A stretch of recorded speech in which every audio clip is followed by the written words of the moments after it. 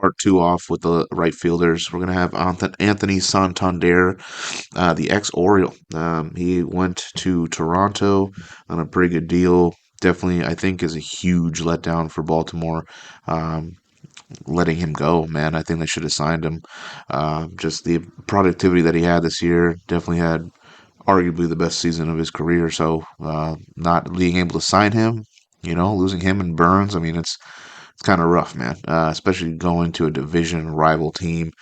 30 years old, 6 years in the league. Again, 3 years, $44 million with the Toronto Blue Jays. Fifth year is a 10 million club option. Deferred money, 2035 to 2046. He'll be getting paid till 51 years old. 71.75 million total. 5 million annually. In 2045, it would be 6.75 million. Played 155 games, 595 at bats, 91 runs, 140 hits, 25 doubles, 2 triples, 44 home runs, 102 RBIs, 58 walks, 129 strikeouts, 2 stolen bases, a 235 average, a 308 on base, a 506 slugging, and an 814 OPS. He did have 130 games played, 1,119.1 innings, 262 putouts, 7 assists, 2 errors, 2 double plays for 99.3 fielding percentage. Like, honestly, great numbers all around. The 2 games that he played, he had 8 at bats, 1 hit, 2 strikeouts, a 125 average on base and slugging for a 250 OPS. Again, struggled against the Royals. But overall, Santander, it's a huge loss. It's a great game for Toronto. He was an all-star. He was 14th in the AL MVP voting, Silver Slugger, 10th in at-bats in the AL, 10th in runs in the AL, 2nd in home runs in the AL, 9th in RBIs in the AL, 3rd in defensive games at right field in the AL, 2nd in putouts at right field in the AL, 4th in assist at right field in the AL, 2nd in double plays turned at right field in the AL, and 2nd in fielding percentage at right field in the American League. Overall, had a great year. I expect big things from him in Toronto, and again, great signing for him. To number 6, almost a top 5 right fielder, it's Adolis Garcia. His numbers dropped last year, but again, his impact is it's beyond what people make out of it, man. I mean, he's their X factor, definitely. I mean, they have a great lineup. Unfortunately, um, they were all battling injuries, and uh, players moved. It wasn't a great. It was a World Series hangover for the team, and it happens to the best of it. It's baseball, but this is a team that's got a great lineup. The Seekers and the Simeons and the Youngs, their baseman, Wyatt Langford. But Adolis Garcia is definitely a guy that keeps the train moving. He's 32 years old, 4 years in the league, 1 year, $9.25 million, 154 games played, 580 at bats, 68 runs, 130 hits, 27 doubles, 25 home runs, 85 RBIs, 45 walks, 177 strikeouts, 11 stolen bases, a 224 average, a 284 on base, a 400 slugging, and a 684 OPS. 131 games played at right field, 1,124.2 innings, 253 putouts, 5 assists, 4 errors, 3 double plays, and a 98.5 fielding percentage. He was a home run derby participant, 2nd in defensive games at right field in the AL, 3rd in putouts at right field in the AL, 1st in double plays turned at right field in the AL, and 5th in fielding percentage at right field in the AL. Yeah, I put him. He's in a close battle with Santander, absolutely. They're definitely looking at it. If he gets another productive year from Santander, where he just puts up better numbers than Garcia, I definitely believe Santander will just climb past Garcia. But again, Garcia, he's done it. He's been clutch in the postseason. He's just a guy you need on the team, man, for success and to march into October. Santander hasn't had the October he's been wanting, so I got to give it to Garcia with the body of work. And right now, he's number 6 in my eyes. But yeah, I'm excited to see what he does. about a guy that can slide like further down. It's Fernando Tatis Jr. I'm going to put him at number five due to, well, his production in the postseason was amazing. He showed a little bit of who Tatis is, the old Tatis that we know of and love to watch, the entertaining baseball player out of him. But yeah, I mean, he has been definitely struggling. So number five, I feel like is generous to give him right now, but again, based on the potential, what he's been able to do, and pretty much of his body of work, what he did in the postseason. I mean, I think he just deserves his flowers of still being a top five guy. I could still see him definitely declining if he cannot stay healthy. He's 26 years old, 5 years in the league, 10 years, $306 million, 102 games played, 398 at bats, 64 runs, 110 hits, 21 doubles, one triple, 21 home runs, 49 RBIs, 32 walks, 96 strikeouts, 11 stolen bases, a 216 average or 276 average, a 340 on base, a 492 slugging, and an 833 OPS. 96 games played at right, 872.2 innings, 171 putouts, 6 assists, 5 errors, 1 double play, and a 97.3 fielding percentage. In the postseason, he did play 7 games, 26 at bats, 8 runs, 11 hits, 3 doubles, 4 home runs, 7 RBIs, 3 walks, 2 strikeouts, 423 average, a 500 on base, a 1,000 slugging for a 1,500 OPS, which is crazy. 61 innings, 8 putouts, 100 fielding percentage. This was the Tatis that we know of. He was an all-star and he was first in assist at right field in the NL. So overall, he has the potential of having great years, and he has the potential of being obviously a superstar. And so again, to be a superstar, he needs to stay on the field. So it's a huge thing for his game, and hope to see him stay on the field. Four, we got Corbin Carroll of the Arizona Diamondbacks. Yeah, super worthy of being a top five guy. Obviously, his numbers a little bit dipped last year. Played mostly the whole year. Definitely a guy that's been working on his ability of being a better hitter. His approach to the plate, and he is a guy that I could see explode this year and definitely have an NL MVP type year. He's 24 years old, 2 years in the league, 6 years, $77 million.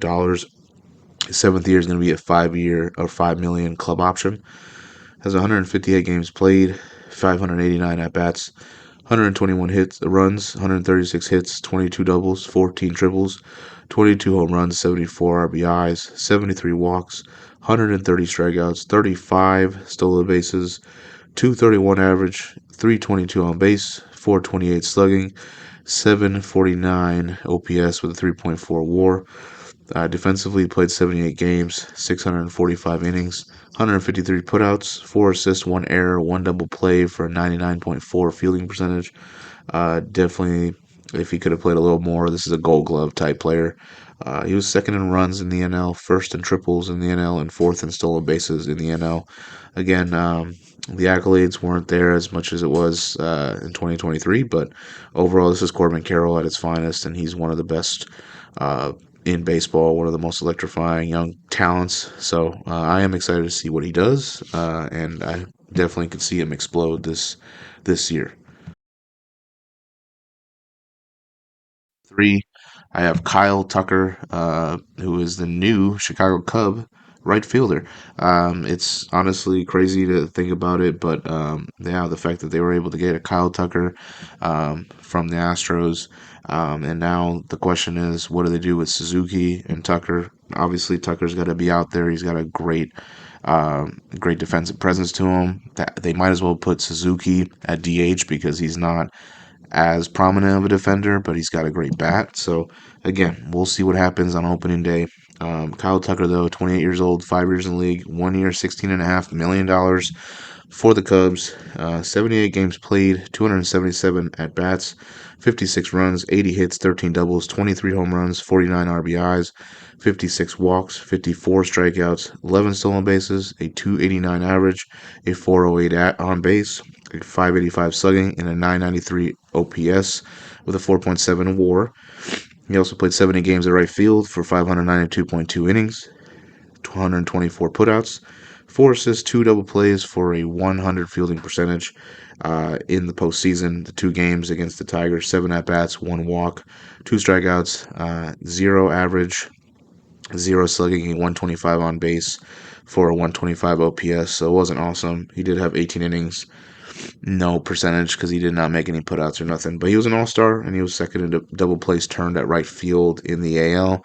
Now coming here again, he had a injury-plagued year, but this is a guy that does play 150 plus games, and he's going to give you the numbers that you're looking at from a superstar perspective.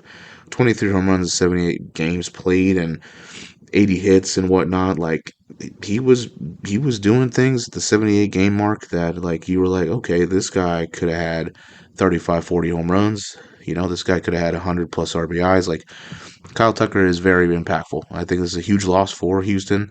I know they added people, but this is a huge loss for them. This is a great gain for Chicago, and I think it's gonna bode well for him. And I'm excited to see what he does. We do have Ronald Acuna Jr. from the Atlanta Braves. Yeah, again, another guy that had injury plagued season, but this is also a guy that in 2023 was the MVP, was a 40-70 guy, you know, um, all out, like, unbelievable year. And he's got all the intangibles, right? So he's huge in Atlanta. Um, Obviously, the focal point of the Braves, goes through Acuna. But yeah, I mean, he deserves that respect. He's definitely the second best right fielder.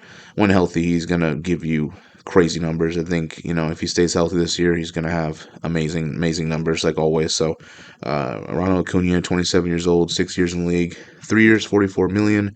Fifth year will be a 10 million club option. 49 games played, 192 at bats, 38 runs, 48 hits, 8 doubles, a triple, 4 home runs, 15 RBIs, 27 walks, 53 strikeouts, 16 stolen bases. He had a 250 average, a 351 on base, a 365 slugging with a 716 OPS. He also played 48 games for 428 innings at right field, 98 putouts, 2 assists, 2 errors, a 98 fielding percentage. No awards, obviously injured, so he did not participate in the postseason this year. But yeah, again, he is number 2 for a reason. Just the track record itself, he's just very impactful, a superstar in his own right, and right now he just takes the cake from everyone else except obviously the number 1 guy that we're about to announce. So, but I'm excited. I hope he stays healthy and he has a very productive Ronald Acuna year. One right fielder in the game is by far not even close. It's Juan Soto, the new acquired New York Met. Had the Yankees on a uh, 1 year deal. I don't know if they just didn't have the money, which I think that would be complete. That would be complete lies. There, they have a lot of money. The Yankees do. I don't know why they didn't sign him. And you know what? New York Mets, they took it. They're like, well, we're gonna get him. We're at a state where we got to the NLCS. We think we can compete for a World Series. Let's try it. And they got the man, Juan Soto, 26 years old, 6 years in the league, 15 years, $765 million is the biggest contract in sports history. It's insane, but he is an insane individual. So, 157 games played, 576 at bats, 128 runs, 166 hits, 31 doubles, 4 triples, 41 home runs, 109 RBIs, 129 walks, 119 strikeouts, 7 stolen bases, 288 average, 419 on base, 569 slugging, 989 OPS, 7.9 WAR, 145 games played at right, 1,272 or 277.2 innings, 289 putouts, 9 assists, 2 errors, 1 double play, 99.3 fielding percentage. In the postseason, the 14 games they played, lost to the Dodgers in the World Series. He had 49 at bats, 12 runs, 16 hits, 3 doubles, 4 home runs, 9 RBIs, 14 walks, 9 strikeouts, 327 average, 469 on base, 633 slugging for a 1,101 OPS. It was insane. Um, He also had 127.1 innings, 31 putouts, 2 assists, 1 error, 97.1. Fielding percentage, again, could be better, but 1 error's not going to kill you, especially when he had a 99.3 fielding percentage. Definitely, I could have seen him win a Gold Glove. Obviously, did not. But he was an All-Star. He was an All MLB Team 1, third in the AL MVP voting, fifth in WAR in the AL, ninth in batting average in the AL, fifth in WAR position players in the AL, second in on base in the AL, third in slugging in the AL, second in OPS in the American League, first in runs in the AL, 10th in hits in the AL, third in home runs in the American League, fourth in RBIs in the American League, first in defensive games at right field in the AL, first in putouts at right field in the AL, first in assist at right field in the AL, and first in fielding percentage at right field in the AL. Overall, great year. I mean, talking about put together outstanding numbers to get a huge contract, contract type year. Yankees, huge miss on this. Don't know why they didn't re-sign him. Should have. Mets, huge gain. Got a superstar Hall of Fame type caliber player with you on your team now to pair up with Alonso and Lindor and those guys, right? And Vientos, like they got a good lineup. So overall, Soto, legendary, great player, great to watch. The fact that he walked more than struck out 129 times just shows how dangerous of a hitter he is, how feared he is. And again, just an all around great player. And yeah, I hope to see what he does this year in New York, and he can still continue to put up the numbers he has been.